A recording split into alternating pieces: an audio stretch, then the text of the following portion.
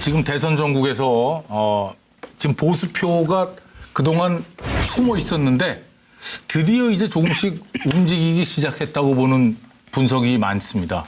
관련해서 뭐 차명진 전 의원이 판도라를 준비를 하셨다면요.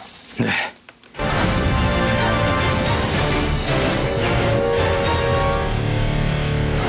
짜잔. 과연 샤이 보수는 있는가?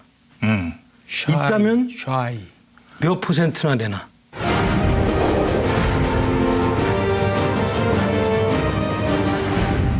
잘못하면 사이비 보수로 들리니까 샤이. 잘못하면 뭐 사이드 될 수 있어요.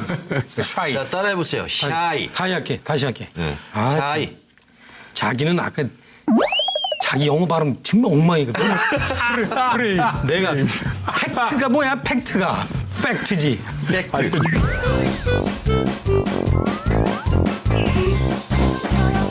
샤이 보수는 있는가? 있는가? 있으면 몇 퍼센트나 되는가? 어떻게 생각하세요? 뭐 부동층이 한 20% 있다는 건데 그게 다 샤이는 아닐 거고. 그 중에 한 절반 정도? 절반 정도는 뭐 한 10%는 조금 있지 우리나라에 않겠습니까? 샤이 보수가 여태까지 없었어요. 그죠? 전통적으로 콘크리트 보수층이 35에서 40%라고 얘기를 합니다. 근데 이미 드러낸 커밍아웃한 유승민, 홍준표 이게 약 네. 9에서 10% 정도 되죠. 10% 정도 네, 된다고 그리고 보고요. 안철수 후보 쪽으로 저는 한 15% 정도 가 있다고 봅니다. 그러면 25%를 빼면 약 15%가 샤이 보수다. 10에서 15% 정도가 15% 내외. 네. 제가 저의 이렇게 네. 정확한 예측에 대해서 동의할 수밖에 없죠. 제가 실증적 연구를 했어요. 진짜로. 아 예. 이번에 이제 경기도 포천에서 재보궐선거가 있었잖아요. 네. 그로부터 한 보름 전에 여론조사를 했어요. 실제 득표한 것을 비교를 해보니까 비교해보니까. 샤이 보수가 나오더라고요. 포천에 포천. 네. 민주당 후보가 23.2%, 그다음에 자유한국당 후보가 19.9%, 바른정당 후보가 14.2%, 그다음에 민중연합당 후보가 2.1%, 그리고 무소속 후보가 둘이 있는데 그 중에 한 사람이 12.5%, 그다음에 다른 사람이 15%. 어휴. 근데 이 두 사람이 사실은 하나로 합쳤어요. 12.5%가 중간에 드랍을 하고 단일화를 지지 했죠? 선언을 합니다. 자, 그런데 실제 표를 까보니까 어떻게 됐느냐. 민주당 후보는 23.7%. 비슷하게 나왔죠. 똑같게 나왔어요. 그다음에 바른정당 후보 15.76%. 한 1% 늘었죠. 네. 그다음에 민중연합당 후보 2.42%. 똑같아요. 거의 똑같아요. 비슷하네. 네. 그다음에 그 무소속 후보 24.2% 똑같아요. 이것도. 똑같아요. 예, 다 둘이 합한 거. 그렇죠? 자, 한 자유한국당 후보가 얼마 나왔냐? 33.88%. 34% 나온 거예요. 그러니까 제가 맞았네. 예, 없다 모른다가 대충 해보니까 한 15 내지 17% 되거든요.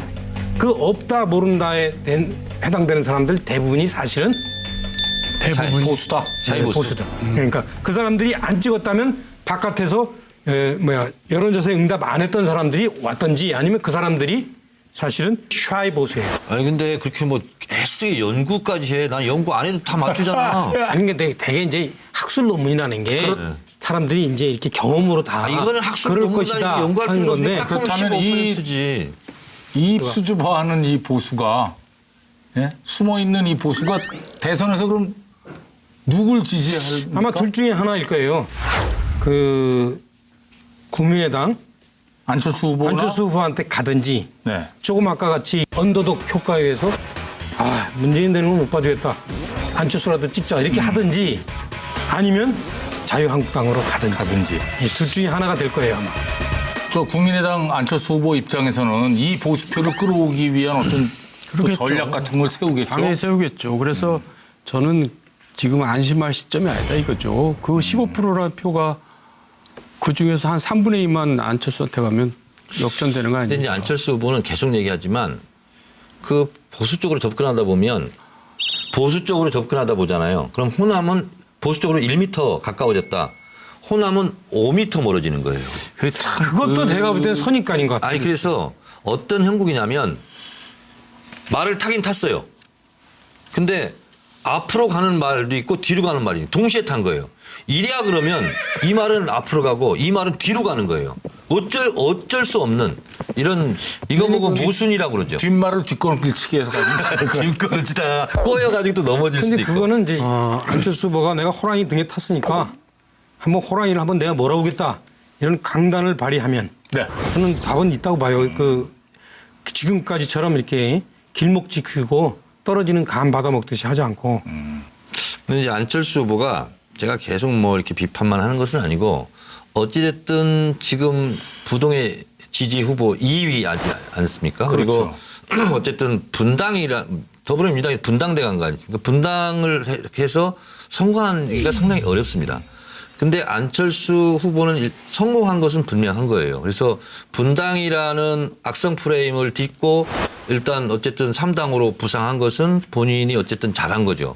그리고 여기까지 온 것도 잘한 거예요. 근데 안철수의 저력이 여기까지냐 아니냐 하는 것이 특별한 지금 해법이 없는 게 본인도 굉장히 답답할 거예요. 여기까지가 다라고 지금 얘기하고 싶겠지. 내 마음 나도 몰라. 차명진 의원이 금방 도전하는 것 너무너무 드러나. 차명진 의원의 판도라에 대한 한 줄평하고 넘어가죠. 샤이 보수의 실체에 대해서 구체적인 선거 사례를 가지고 잘 분석한 것 같아서 아주 영리하게 잘 분석했습니다. 감사합니다. 나의 예언을 데이터로 분석해 주신 차명진 의원께 감사드립니다. 대통령이 꼭 필요합니까?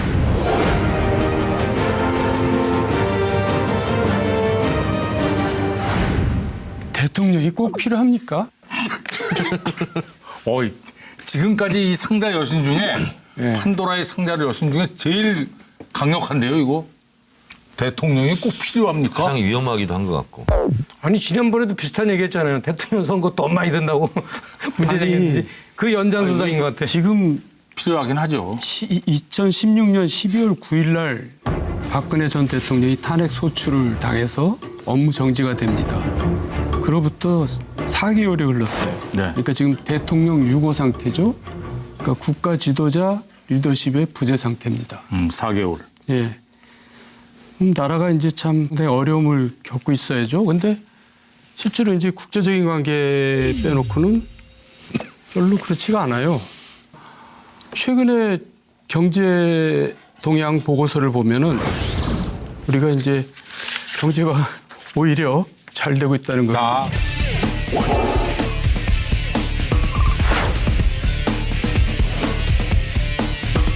그러니까 경제가 상당히 안정돼 있는 거예요. 아니, 이걸 어떻게 설명해야 됩니까? 증시도 비교적 지금 안정세를 유지하고 있거든요. 물론 경제라는 것은 여러 가지 변수가 작용합니다. 각종 외생 변수, 국제적인 변수, 내생 변수 뭐 참 많은 것이 작용하지만 우리가 생각할 때는 상식적으로 대통령이 없으면 나라가 굉장히 혼란에 빠질 것이다. 그런데 의외로 혼란에 안 빠져 있어요. 이제 좀 무리한 얘기지만 차라리 엉터리로 할 바에는 안 계시는 게 낫지 않나. 이런 생각을 한번 해보는 겁니다. 차명진 의원이 또 갑자기 화를 내시네요. 동의하지 않습니다. 지금까지 리더십의 허위화 현상을 격렬하게 폭로하는 판도라를 연 것 같아요. 한 가지만 더 얘기하면요. 네. 그 이재용 부회장 구속 이후에 삼성전자 주가가 계속 올라갑니다. 네, 알고 있습니다. 또 과거에 SK 최태원 회장이 구속된 다음부터는 계속 올라갑니다. 그러다가 다시 돌아오니까 떨어집니다. 자, 지금 말씀하신 것에 100% 동의하고요. 지금까지 그러니까 자유한국당이나 바른정당 헤어지기 전에 새누리당이었죠. 새누리당 전에 한나라당이었죠. 여기서 항상 내세웠던 게 뭐냐면 경제가 어려워지니까 재벌들 잘 봐주자. 재벌 회장들 사면해주자. 구속시키지 말자. 지금까지 이렇게 국민들을 속여왔어요. 그거에 대해서 스스로 셀프 고백을 한 거에 대해서 감사드리고. 왜 내가 셀프예요? 어쨌든 아, 옛날 소속 때문에. 그렇죠. 또 업보라는 게 있어요. 근데 사실 이 얘기를 미리 해버려서 미안한데 네. 더 골탕 먹이고 얘기를 해야 되는데 네. 노무현 대통령 탄핵 소추 이후에도 굉장히 안정돼 있었어요. 아니 그러니까 지금 경제를 얘기하는 거야. 경제. 예. 그래서 실제로 우리가 삼성이 망하면 대한민국이 망한다. 그러니까 삼성한테는 잘해줘야 된다. 이런 게 맞지 않고 이재용 부회장이 구속됐는데 왜 삼성 주가가 올라갈까? 그것은 투명 경영에 대한 희망이고요. 소유와 경영에 대한 지배구조 개선에 대한 희망을 보는 겁니다. 지금처럼 족벌 체제로 선단 경영으로 불법적으로 편법적으로 경영하지 않으니까 회사가 더 나아질 수 있다 하는 희망치기 때문에 재벌들에게 벌을 주는 것에 대해서 두려워하지 말라. 이런 교훈을 우리가 주는 거고. 또 하나는 박근혜 대통령이나 이명박 대통령이 뭐가 어떻게 되면 나라가 무슨 금방 북한한테 망할 것 같고 이런 게 아니라는 거죠. 저는 이렇게 생각해. 악처라도 없는 것보다 낫다. 그러니까 경제 같은 경우도 있잖아요. 경제는 우리 정도원 의원은 경제학 전공 와서 잘 아시잖아요. 경제 효과는 아주 짧아야 2년, 보통 한 5년 후에 성과가 나타납니다. 그래서 미국 같은 경우에도 대통령의 어떤 그 경제 정책의 효과는 오히려 다음 대통령 때 나타납니다. 그러니까 클린턴 때 경제가 살았다. 이걸 클린턴이 잘해서 그랬다라고 얘기하는 사람은 경제 모르는 사람이 얘기하는 거고요. 그 전에 부시나 이런 사람들이 토대를 잘 다져놨구나. 이렇게 봐야 되는 겁니다. 네. 그래서 이 지금 같은 경우에도 대통령이 없어서 금방으로는 뭐 잘 돌아가는 것 같죠. 하지만 지금 이제 우리가 예컨대 지금 수출이 잘 되는 거는 세계 경제 시장 환경이 좋아져서 잘 되는 거지 사실 그게 아니라면 정말로 진짜 대통령이 잘했다면 이 상황을 틈타서 더 대통령은 좋아질 수도 더 있었다. 4차 산업혁명을 위한 구조조정을 과감하게 할 수 있도록 여건 조정을 했을 겁니다. 사실 뭐 약간 극단적이긴 해요. 네, 근데 그러니까 저- 그렇고 또 하나 자 이재용이 없어서 삼성이 잘 돌아간다. 그 얘기도 이렇습니다. 자 지금 이재용이 없을 경우에 삼성은 그야말로 휴대폰밖에 못 팔아요. 그러나 휴대폰의 수명이라는 게 이제 얼마 안 남았어요. 이미 중국제 휴대폰이 그 거의 턱 밑까지 쫓아 올라왔어요.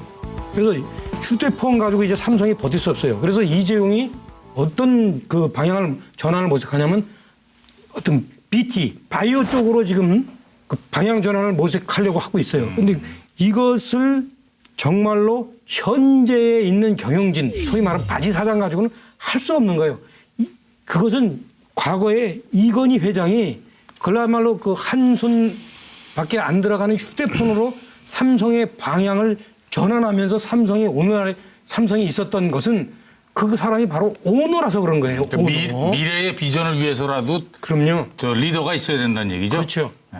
그건 뭐 그렇긴 해요. 큰 방향으로 해서는 집에 리더가 아버지가 있어야 안 됩니다. 계시면 일시적으로 지금 안개 없는 것과 앞으로 영원히 없는 것과는 다른 거죠. 물론 일시적으로 그렇죠. 없는 것은 차라리 잘못된 사람은 없는 게 낫다 지금 이렇게 얘기하는 거지만 그래서 제가 지금 있어야죠. 얘기하는 게 가설이 참이다라는 게 아니라 우리가 한번 의문을 던져보자는 거고 이제 강론을 들어가도 그래요. 지금 대우조선 해양 문제가 심각하잖아요. 그래가지고 이제 국민연금이 버티고 있습니다. 근데 옛날 같았으면은 저기 무슨 서별관회의에서 정리해가지고 국민연금이 끽소리도 안 하고 따라왔을 겁니다. 근데 지금은 이제 룰북대로 하는 거예요. 그렇죠. 네. 원칙대로 하는 거예요. 원칙대로 하는 거예요. 그래갖고 이제 국민연금 입장에서 국민들 입장에서 이제 생각하는 거죠. 그것도 나는 예. 저기 뭐 정도원 의원님 얘기에 동의하지 않는데 자 국민연금이 왜 버티는 줄 아세요? 나중에 대우조선을 위해서 회생을 위해서 쏟아부은 돈이 다 휴지 조각이 되면은 그때 가서 책임을 자기들이 물음을 당할까 봐 어떻게 얘기하면 나중에 이거를 꼭 갚는 것을 각서를 써주시오. 이렇게 하고 버티는 거예요. 이거는 제가 볼 때는 자 보세요. 이거는 정말로 진짜 대통령이 있었다면 자 우리나라 조선 사업이 지금 바닥인가 앞으로 더 처질 것인가 그거를 정말 전문가들하고 심도 있게 의논해서 야 이게 바닥이다 그러면은 과감하게 붙자 이렇게 결단을 내려주는 겁니다. 대통령이 있었다면 전문가들하고 심도 있게 논의하면 괜찮은데 그렇죠. 한 두세 명이 모여서 잘못된 방향으로 짝짝꿍 하는 거 말고 지금 자꾸 그 얘기를 해서 자꾸 아픈데 건드리세요. 미안해요. 예. 이 수줍어하는 이 보수가 예? 숨어 있는 이 보수가 대선에서 그럼 누굴 지지할까? 아마 둘 중에 하나일 거예요. 그 국민의당 안철수 후보나 안철수 후보한테 가든지 네. 조금 아까 같이 언더독 효과에 의해서 문재인 되는 건 못 봐주겠다. 안철수라도 찍자 이렇게 하든지 아니면 자유한국당으로 가든지. 예, 둘 중에 하나가 될 거예요 아마. 저 국민의당 안철수 후보 입장에서는 이 보수표를 끌어오기 위한 어떤 그 그러겠죠. 전략 같은 걸 세우겠죠. 당연히 세우겠죠. 그래서 저는 지금 안심할 시점이 아니다 이거죠. 그 15%라는 표가 그 중에서 한 3분의 2만 안철수한테 가면 역전되는 거 근데 이제 아닙니까? 안철수 후보는 계속 얘기하지만 그 보수 쪽으로 접근하다 보면 보수 쪽으로 접근하다 보잖아요. 그럼 호남은 보수 쪽으로 1m 가까워졌다. 호남은 5m 멀어지는 거예요.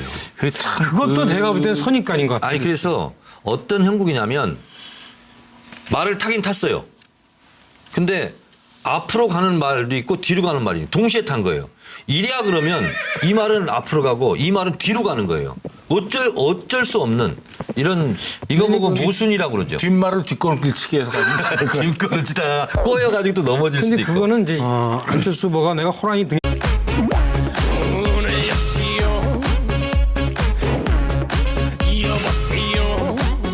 지금 대선 전국에서 지금 보수표가 그동안 숨어 있었는데 드디어 이제 조금씩 움직이기 시작했다고 보는 분석이 많습니다. 관련해서 뭐 차명진 전 의원이 판도라를 준비를 하셨다면요. 네.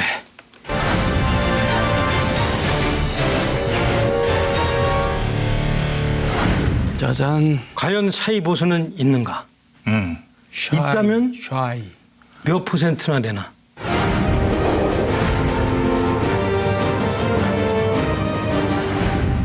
잘못하면 사이비 보수로 들리니까 샤이. 잘못하면 뭐 사이도 될 수 있어요.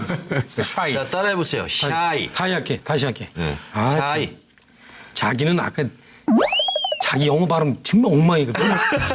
그래. 내가 팩트가 뭐야? 팩트가 팩트지. 팩트.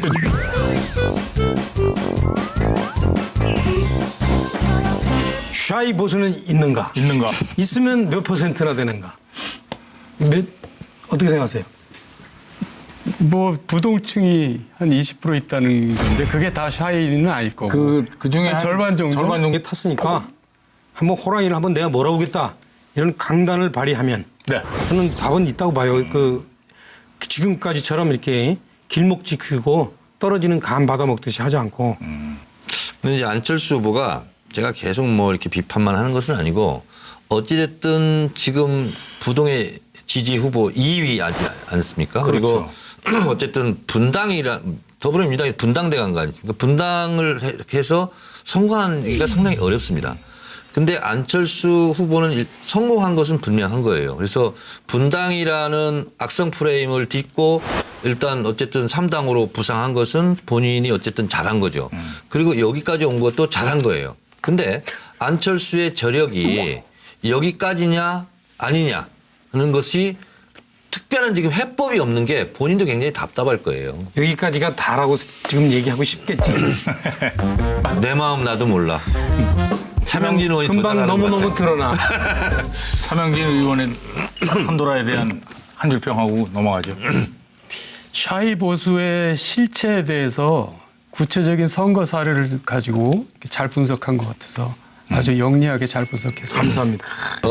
나의 예언을 데이터로 분석해 주신 너는 뭐 한 10%는 조금 있지 우리나라에 않겠습니까? 샤이 보수가 여태까지 없었어요. 그죠? 전통적으로 콘크리트 보수층이 35에서 40%라고 얘기를 합니다.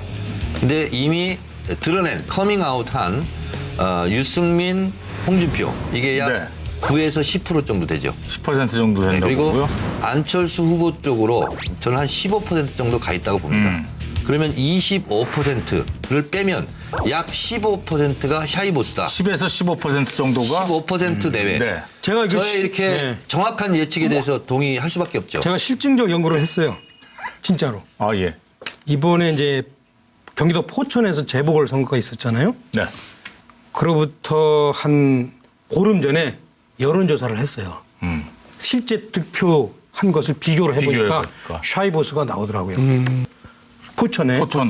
네. 민주당 후보가 23.2%, 그다음에 자유한국당 후보가 19.9%, 바른정당 후보가 14.2%, 그다음에 민중연합당 후보가 2.1%, 그리고 무소속 후보가 둘 있는데 그 중에 한 사람이 12.5%, 그다음에 다른 사람이 15%. 어휴.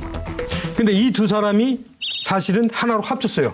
12.5%가 중간에 드랍을 하고 단일화를 지지 했어요? 선언을 합니다. 자, 그런데 실제 표를 까보니까 어떻게 됐느냐. 민주당 후보는 23.7%. 비슷하게 나왔죠. 똑같게 나왔어요. 그다음에 바른정당 후보 15.76%. 한 1% 늘었죠. 네. 그다음에 민중연합당 후보 2.42%. 똑같아요. 거의 똑같아요. 비슷하네. 예. 그다음에 그 무소속 후보 24.2% 똑같아요. 이것도. 똑같아요. 예, 다 둘이 합한 거. 그렇죠? 자, 한 자유한국당 후보가 얼마 나왔냐? 33.88%. 34% 나온 거예요. 그러니까 내가 맞았네. 예, 없다 모른다가 대충 해보니까 한 15 내지 17% 되거든요.